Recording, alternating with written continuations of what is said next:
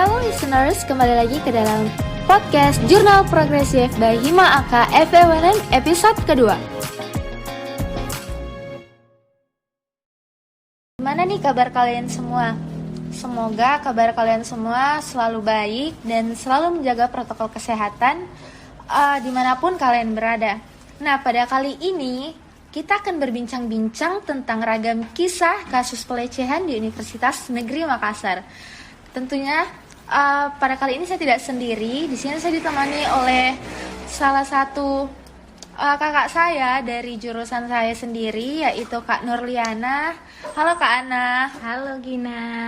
Gimana nih Kak Ana kabarnya hari ini? Alhamdulillah sehat. Alhamdulillah. Apa nih Kak Ana kesibukannya sekarang? Kalau sekarang lagi ini ya rekaman podcast ya. Oh, kegiatannya sehari-hari ya Kak? Okay. Apakah sedang menunggu sesuatu Kak? Gitu ya. Atau gimana gitu Kak? Kalau sekarang sih lagi sibuk buat penelitian ya. Penelitian tentang perempuan juga, cuman bukan kasus pelecehan. Tapi senangnya itu karena teman-teman di Hima sekarang sudah mulai berkontribusi menyuarakan pelecehan seksual lewat podcast. Senang ya? Senang sebenarnya. Saya tuh selalu senang kalau misalnya membahas sesuatu tentang perempuan. Oh kan? gitu. Iya. Apa karena Anda perempuan atau gimana? Oh jelas, saya ini perempuan seutuhnya, bukan gitu. Jadi sekarang ini tuh Kak Ana sedang marak-maraknya yang saya baca banyak artikel, lumayan banyak artikel yang saya baca tentang berbagai kasus pelecehan, entah itu dari eksternal kampus maupun di internal kampus kita sendiri. Nah, dan sekarang yang lagi hangat-hangatnya diperbincangkan yaitu beberapa kasus pelecehan di fakultas-fakultas yang ada di Universitas Negeri Makassar. Menurut Kak Ana nih, bagaimana tanggapan Kak Ana tentang pelecehan-pelecehan yang terjadi di dalam area kampus itu sendiri?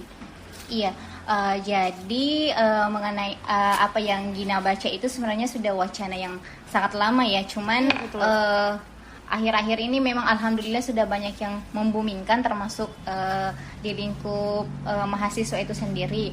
Nah, berbicara tentang pelecehan seksual yang terjadi di kampus, baik itu yang dilakukan oleh teman mahasiswa itu sendiri, teman mahasiswi sendiri itu maksudnya, maupun oknum-oknum dosen. Sebagai seorang yang alhamdulillah masih mahasiswa, ini saya berbicara dari perspektif saya sebagai seorang mahasiswa yang selama ini memang melihat secara langsung kasus-kasus pelecehan seksual di Universitas Negeri Makassar. Hal ini tentu menyulitkan mahasiswa itu dari sisi mental gitu loh. Ya betul sekali. Adik Gina mungkin adik Gina aja ya, akhirnya ya. Iya. Atau teman boleh? Boleh kan. Ya. Kita kan seumuran gitu. Ya Gina mungkin pernah baca kasus di FBS itu yang betul sekali, mahasiswa yang sedang melakukan bukan menyelesaikan tugas akhirnya, mereka kan ada semacam bimbingan dengan dosen. Mereka melakukan bimbingan dengan dosen yang bersangkutan, tapi dari segi mental itu sebenarnya dia kesulitan gitu loh. Yang saya baca dari artikelnya itu sebenarnya si mahasiswa ini sempat mengadu ke orang tuanya, tapi orang tuanya itu malah menganggap ini bahwa hal ini tuh hal biasa, mending tidak usah bersuara daripada nanti penyelesaiannya itu terhambat. Nah, itu sebenarnya yang membuat kita sebagai seorang mahasiswa itu ketika ingin bersuara, tapi yang ingin disuarakan adalah kelakuan negatif dari orang-orang yang punya power itu, seperti dosen pembimbing kita itu ada sisi-sisi berat tersendiri gitu loh. Apalagi ada kayak semacam ada tekanan yang ada tendensi kita tuh, kayak susah untuk menyuarakan, padahal itu membuat diri kita sendiri tuh sebenarnya gimana ya, sakit berat banget gitu. Berat mengatakan, di sisi lain kita nggak menyuarakan itu bakal menyiksa diri kita. Ketika kita menyuarakan, takutnya dosennya itu mempersulit kita untuk penyelesaian. Jadi sangat berat sebenarnya ya Kak. Ya berat banget ya jadi perempuan ya. Betul sekali. Dan menurut artikel juga yang sempat saya baca dari teman-teman di FBS itu, yang dari artikel Estetika Pers, bukan cuma sekedar bukan cuma sekedar dosen saja yang melakukan pelecehan terhadap mahasiswa, tapi ada juga seorang mahasiswa yang melecehkan ke sesamanya juga, sesama mahasiswa ya maksudnya Kak. Oke. Dan yang saya baca itu juga terkait senior yang melakukan pelecehan terhadap juniornya. Gimana menurut Kakak nih? Iya. Terkait hal-hal yang dilakukan oleh senior-senior itu kepada juniornya. Iya, sebenarnya apa yang mereka lakukan itu menghadirkan rasa tidak aman untuk diri kita sendiri ya sebagai seorang perempuan. Betul. Nah, ketika kita berada di posisi si mahasiswa ini, teman mahasiswa ini, ada perasaan rasa terancam ketika kita ingin mengeksplor skill kita. Misalnya taruh lagi kan anak salah satu lembaga seni di akuntansi ya. Iya, betul, yang Kak. misalnya harus latihan malam dan segala macam. Coba bayangkan seandainya punya senior yang agak-agak gimana gitu loh kan.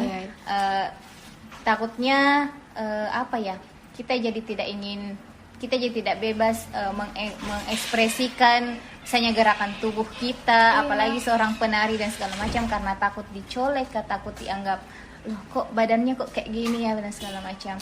Hal-hal itu sebenarnya yang kemudian membatasi perempuan, rasa takut untuk dilecehkan itu yang membatasi perempuan untuk bergerak. Karena tidak semua perempuan yang berani melawan, karena banyak yang beranggapan, bahkan perempuan itu sendiri beranggapan bahwa mereka itu memiliki tenaga yang kurang untuk melawan laki-laki gitu loh. Iya, benar sekali ya. Seperti yang tadi Kak Ana bilang, kayak kalau misalnya kita lagi mau menari kan, terus ada senior kita yang mungkin pikirannya agak begitulah, kita lebih kurang kurang bisa mengekspresikan yang fokus di bagian badan tertentu ya. Tapi nih Kak Ana, di artikel yang saya baca itu ada juga salah satu pengakuan korban. Kalau nggak salah tuh redaksinya kayak gini. Saya setiap hari ke kampus itu berpakaian syar'i, tertutup dan tidak pernah menggunakan pakaian-pakaian yang bisa mengundang nafsu lelaki. Tetapi tetap saja dilecehkan oleh mahasiswa tersebut juga. Jadi gimana nih tanggapan Kak Ana? Apakah suatu pelecehan itu yang disalahkan apa dari cara berpakaian kita, atau memang si laki-lakinya emang pikiran si laki-lakinya ini yang emang kotor dan ya begitulah Kak. Bagaimana nih? Ya, harusnya ada laki-laki yang bisa dengar ini ya. Iya, harusnya sih. Jadi kalau dari yang saya pelajari dari konsep Islam itu sendiri kan kita diajarkan diimbau untuk menutup aurat kan. Iya, betul. Dan kebanyakan juga kita di Indonesia itu alhamdulillah pakaian perempuannya itu didominasi dengan pakaian yang sopan. Iya. Tapi tetap saja jangankan kalau terjadi di wilayah kampus atau tempat-tempat yang sedikit terbuka itu kita jadi bisa sedikit lebih mewajarkan. Nah, kan kita sendiri lihat dari berita-berita yang ada bahwa hal-hal itu pun sebenarnya terjadi di lingkungan pesantren. Iya. Ya, Gina mungkin pernah baca. Iya, banyak. Dilakukan oleh ustaz atau apalah sejenisnya yang notabene-nya dianggap lebih paham agama, tapi mereka pun ternyata melecehkan bahkan lebih dari satu orang, satu perempuan. Jadi masalahnya bukan di pakaian, karena seperti yang Gina baca di artikelnya bahwa si perempuan ini sudah menggunakan pakaian tertutup, dia sudah menjalankan apa yang dia yakini, bahwa pakaiannya itu tidak akan mengundang syahwatnya laki-laki, tapi ya ini dia ketika laki-laki tidak bisa bekerja sama untuk menjaga itu, ya tidak akan ada harmonisasi, pelecehan seksual tetap akan ada. Ya, gitu betul sih. sekali Kak. Nah, dari tadi itu kita membahas soal artikel yang dikeluarkan oleh Estetika Pers dari salah satu media pers dari FBS nih Kak. Dan korban-korbannya pun berasal dari FBS itu sendiri. Tapi yang harus kita ketahui nih, bahwa kasus pelecehan ini bukan hanya terjadi di FBS saja nih Kak Ana. Iya, betul. Sempat beberapa waktu setelah artikel itu keluar, saya kan mengeluarkan pendapat saya di media sosial terkait artikel itu. Dan ada beberapa teman-teman saya ataupun teman-teman korban merespon story saya. Gimana tuh responnya tuh? Mereka kayak bilang kalau di fakultas saya juga ada yang seperti itu Kak. Bahkan ada yang lebih parah dilecehkannya gini. Misalnya gimana lecehnya? Misalnya ya kayak kemarin dilakukan sama oknum dosen juga, bahkan sampai sudah ke hubungan intim seperti itu Kak. Having sex gitu? Iya betul kayak gitu. Dan aku nanya ke temanku ini kan, kalau kita dipertemuin sama korban untuk cerita-cerita tuh gimana?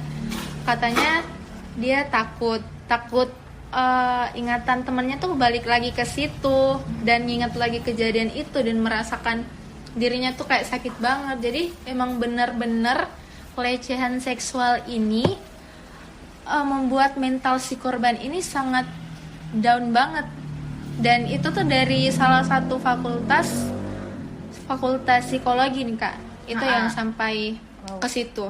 Dan bahkan dari fakultas ilmu pendidikan pun ada, fakultas matematika dan ilmu pengetahuan pun ada. Jadi kita merata ya. Iya benar Kak.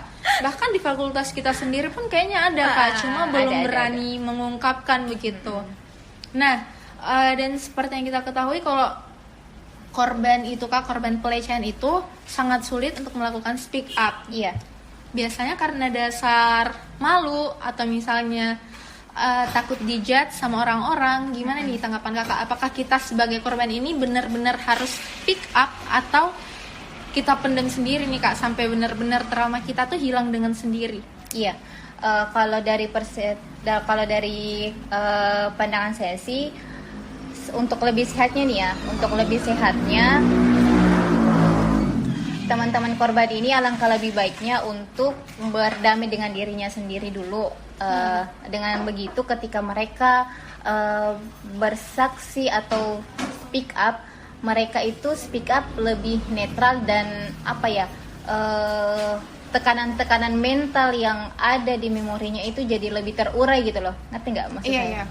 Jadi si korban ini kan tidak berani speak up itu karena entah itu dia memiliki rasa cemas, dia memiliki rasa takut dan segala macam. Tapi ketika dia sudah lakukan healing dan segala macam itu, perasaan-perasaan itu akan lebih hilang, dan proses komunikasinya ke orang-orang yang berwenang itu akan lebih mudah. Iya. Dan ini tentunya butuh bantuan dari banyak pihak, entah itu sekali, dari para psikolog kah, ataukah teman-teman seperti kita ini yang sudah berani speak up dan tidak tabu dengan hal-hal yang semacam ini, yang harus membantu. Mereka cuma butuh orang yang kita cuma butuh masa yang mayoritas, bahwa di Indonesia itu mayoritas orang sudah bisa menerima ketika ada pelecehan seksual dan dibantu dan segala macam. Barulah kemudian orang-orang yang mengalami pelecehan seksual itu jadi lebih mudah untuk berbicara. Karena saya pun sempat mengalami waktu itu mau ujian, mau seminar proposal ya. Nggak sampai yang di area-area sensitif kan, cuma di Dakopa dan segala macam. Cuman bagi saya itu mengganggu psikologi saya, apalagi waktu itu mau seminar. Iya, betul. Dan sampai sekarang setiap lihat si dosen ini tuh rasanya kayak geli-geli, kayak apa gitu ya. Rasa takut yang dulunya itu ketika masuk di ruangannya, kalau misalnya dia lagi sendiri itu enggak jadi masalah, sekarang itu rasanya kayak harus ada teman, dan itu berdampak sampai sekarang. Setiap mau ikut bimbingan enggak berani. Saya jadi tidak memiliki keberanian kalau harus berangkat sendiri ketemu dengan dosen pembimbing. Ya, jadi itu ya. Dan sekarang kita berbicara tentang si pelaku ini nih Kak. Saya juga sempat membaca salah satu postingan di Instagram terkait dengan sanksi yang diberikan kepada si pelaku. Nah, postingan yang saya baca ini tuh bunyinya gini, stop sampai di sini aja perkaranya. Terus alibinya lagi tuh kita ini keluarga. Kita ini keluarga maksudnya dalam berhimpunan kan. Biasanya kita dianggap satu keluarga. Kita ini keluarga. Asas kekeluargaan gitu ya? Iya, asas kekeluargaan. Terus apa lagi ya? Bilangnya juga pelakunya udah dipukul kok, udah stop di sini aja. Kamu mau ngerusak citra kampus, mau ngerusak citra fakultas. Nah, gitu katanya Kak. Jadi seakan-akan kita ini disuruh kayak gimana ya, kayak kita memberikan ruang ke si pelaku dengan kalau misalnya kita selesaikan secara kekeluargaan kan Kak, kita kayak memberikan ruang ke si pelaku kayak kalau misalnya dia ngelakuin pelecehan lagi terus diselesaikan kekeluargaan lagi bakalan terus berulang seperti itu. Jadi gimana nih menurut Kak Ana, sanksi apa yang sebenarnya harus dilakukan, harus dikasih kepada si pelaku ini selain dengan menggunakan asas kekeluargaan? Iya, jadi mengenai asas kekeluargaan tadi itu ya, kalau asas kekeluargaan sih barangkali memang bakal cepat selesai dengan cara berdamai ya. Cuman yang tidak selesai itu adalah traumanya. Iya betul sekali Kak. Traumanya dan untuk si pelaku dia akan mengira bahwa oh iya ternyata hal-hal yang seperti ini bisa diselesaikan dengan cara yang seperti ini.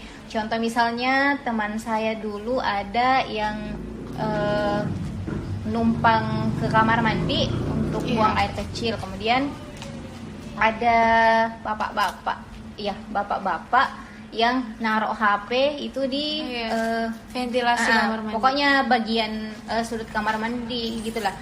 Jadi si bapak ini memiliki rekaman yang dimana kayak kondisi si perempuan ini sedang buka jilbab, toh. Nah, lalu si perempuan ini, si korban ini datanglah ke pihak kepolisian. Sayangnya yang saya sayangkan adalah pihak kepolisian, salah satu poluan di sana itu justru mendorong si pelaku ini untuk segera berdamai dengan dalih bahwa si pelaku ini kan sudah minta maaf, tidak usah memperparah, tidak usah menyusahkan hidup apa dan segala macam. Alibi-alibi seperti itu yang kemudian dihadirkan oleh orang-orang. Padahal kan kita tahu sendiri kita punya negara-negara hukum. Iya betul. Kita punya banyak regulasi dan kita pun punya orang-orang yang bisa membuat regulasi. Kalau di kampus sendiri itu bagaimana tadi kondisi kampusnya? Tidak hanya berasaskan kekeluargaan, tapi butuhkan SOP. Kalau saya, yang SOP-nya ya masa sih pihak UNM dengan maraknya artikel yang beredar, sosial media yang massal, tapi pihak UNM tidak bisa membuka mata dan bergerak. Atau barangkali teman-teman dari himpunan atau lembaga kemahasiswaan bisa turun demo mungkin. Iya. Agar SOP dari Universitas Negeri Makassar ini bisa dikeluarkan ya. Iya. Kayaknya keren juga ya. Iya, keren sih kalau ada SOP-nya nih. Tapi di sini juga apa ya tadi? Oh, dari sini juga yang saya bacakan di postingan Instagram itu dalinya itu kalau si korban speak up terus, semua korban speak up katanya akan merusak citra kampus kita. Tapi menurutku gini nih Kak, kenapa si pelaku ini tidak memikirkan itu sebelum berbuat gitu? Iya. Jadi untuk si pelaku-pelaku ini, kenapa kalian nggak berpikir kalau dengan kalian melakukan ini dan kalau misalnya ketahuan kalian sendiri yang akan merusak citra kampus itu, bukan si korban yang speak up yang akan merusak citra kampus kita gitu. Jadi saya rasa pikiran-pikiran orang-orang di luar sana tuh harus bisa berubah nih Kak, karena mereka pikirnya dengan korban yang speak up, dengan korban-korban yang semakin banyak muncul ini dapat merusak citra kampus kita. pemikiran kalian tuh semua harus diubah sebenarnya, karena yang merusak citra kampus itu bukan si korban tapi si pelaku, termasuk tenaga pengajar ya. Iya betul Iya. sekali. Jadi saya jadi flashback ketika zaman SMP dulu. Zaman SMP itu ada guru agama laki-laki yang di awal semester itu tahun ajaran pertama, hari pertama sekolah itu baru masuk terus nanya, coba perempuannya berdiri. Nah, si teman-teman perempuan termasuk saya ini berdiri, terus si gurunya ngomong gini, di sini saya tahu ya siapa yang tidak perawan. Ngerti nggak? Iya, ngerti maksud saya. Nah, kemudian si teman laki-laki ini dengan wajah yang rasa penasaran, kayak apa ya? Kayak mendatangkan tendensi tersendiri gitu loh untuk perempuan-perempuan. Kalau kayak seperti itu juga sudah termasuk pelecehan ya Kak, pelecehan secara verbal karena lewat ucapan. Karena yang harus kita ketahui semuanya, kalau pelecehan seksual itu bukan hanya yang langsung kontak secara fisik, tapi dengan kalian mengeluarkan jokes-jokes seksis, itu juga termasuk pelecehan. Betul. Nah, terkait dengan ini Kak, kita kan sebagai perempuan ini sangat rawan untuk mendapatkan pelecehan seksual. Menurut Kak Ana nih, gimana agar kita sebagai perempuan itu bisa menjaga diri kita dari berbagai macam pelecehan seksual yang sekarang marak terjadi? Iya, sebenarnya kalau ini ya, saya pun barangkali zaman sekolah itu pernah dapat, baik itu dari pihak guru maupun pihak teman-teman laki-laki ataupun perempuan itu sendiri. Sayangnya pada saat itu saya tidak sadar bahwa ada loh ternyata teori-teori yang seperti ini, ada loh ternyata parenting yang mengajarkan kita bagaimana cara mengenali tubuh supaya kita terhindar dari hal-hal yang berbau pelecehan seksual. Nah, saya pikir penting untuk menghadirkan kurikulum terkait itu, entah itu dari, ya bisa dimulai dari TK kalau tidak salah, bagaimana cara mereka mengenali daerah-daerah sensitif terhadap perempuan maupun yang laki-laki. Itu kita bisa mulai dari yang kurikulum untuk dunia pendidikan. Kemudian saya tidak mau membahas persoalan pakaian, iya, karena bagaimanapun kita ada di negara yang majemuk, kita memiliki banyak agama, kita memiliki banyak pandangan terkait pakaian. Jadi itu dia, bagaimana caranya agar kita mengolah pikiran manusianya dulu. Iya, pikiran kita sendiri tuh yang sebenarnya harus. Iya, termasuk juga untuk, ya ini sih bagusnya untuk para perempuan itu, untuk bisa saling mendukung. Iya, betul sekali. Jadi woman support woman itu sangat penting. Betul. Bukan malah ketika satu teman perempuan kita dilecehkan, malah kita ngejudge mereka dengan anggapan-anggapan bahwa si teman kita ini udah kotor gara-gara sudah dilecehkan sampai macam. Karena sekarang woman support woman itu kayak kurang banget nih Kak di Indonesia, malah kebanyakan sekarang saling menjatuhkan antar perempuan, padahal itu sangat penting untuk kita mensupport si korban-korban pelecehan ini. Nah, sepertinya pembahasan kita kali ini sudah cukup panjang ya Kak Ana. Oh, panjang banget ya. Terima kasih untuk semua pendengar yang sudah mendengarkan podcast ini sampai akhir. Dan terima kasih juga kepada Kakak Nurliana atas waktunya sudah hadir pada hari ini menemani saya berbincang-bincang. Dan jangan lupa untuk kalian di-share podcast ini ke teman-teman kalian supaya lebih banyak lagi yang teredukasi dan bisa berjaga-jaga kalau misalnya ada pelecehan. Dan jangan lupa untuk nantikan podcast episode ketiga dari Hima AKFWNM, dan jangan lupa di-share ya ke teman-teman kalian. Bye-bye listeners.